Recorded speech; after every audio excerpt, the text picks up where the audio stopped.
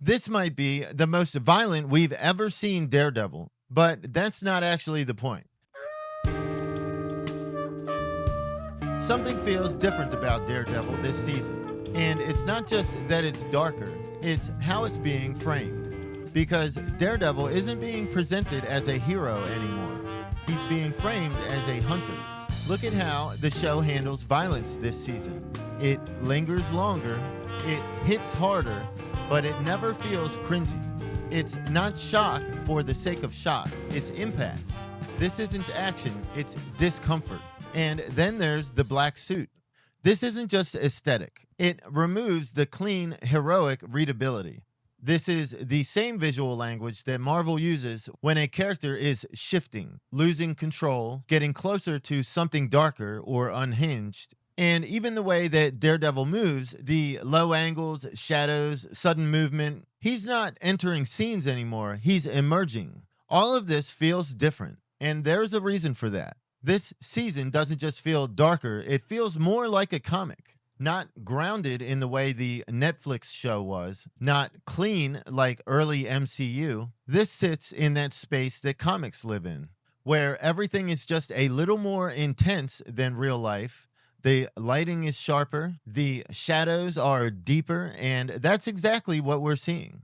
And it's not just what we're seeing, but how we're being asked to see it. The violence is brutal, but never loses the fantasy feel and never turns into a hostile flick or torture porn. Always stays on the level of fantasy violence. Violence you can still root for without feeling bad about yourself. Always over the top, but never cringy and never a shock contest. Because comics don't stay in the middle, they push things to the extreme to make the point. And that's why Daredevil doesn't just feel violent, he feels larger than life. Not less realistic, more mythic.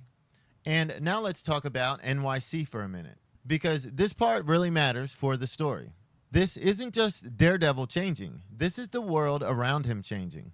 New York feels different. Despite the propaganda, there is tension, instability, and if you've been paying attention, that makes a lot of sense because this city just experienced the void. And events of that nature don't just disappear, they shape people's opinions, realities, demeanors, reactions. And the clearest way that Marvel is showing us that is not Daredevil, it's the crackdown, the martial law. It's who they choose to make an example of. Vigilantes aren't gray area anymore. They are being locked up and treated as and labeled as terrorists. And that label matters more than the crime.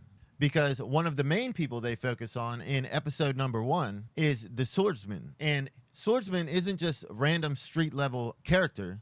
He is an elite. He's wealthy, well respected, and well integrated in the community. And that person usually doesn't face those kinds of consequences. Making an example of someone like him sets the bar for Kingpin's reign. He's saying no one is safe, not even the elites. Because this isn't just about stopping vigilantes, it's about proving that no one is untouchable anymore.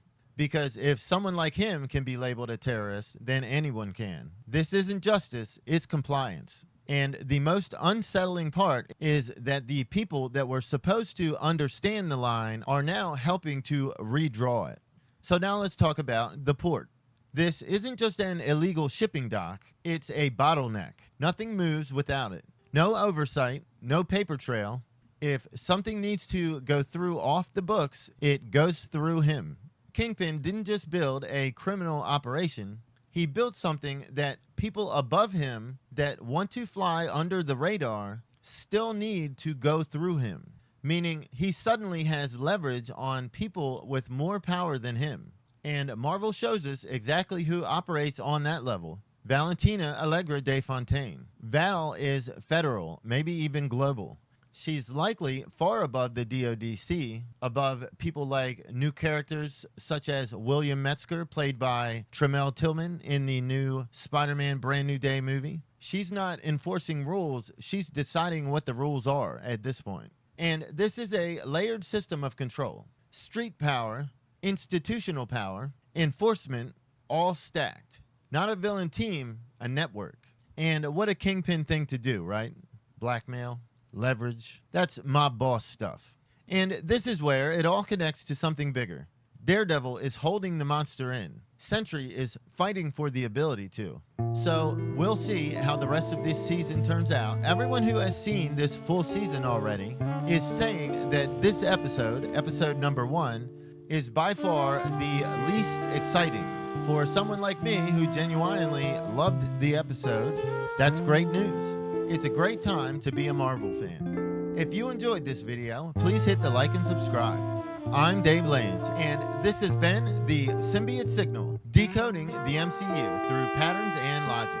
And I will see you in the next one. Peace.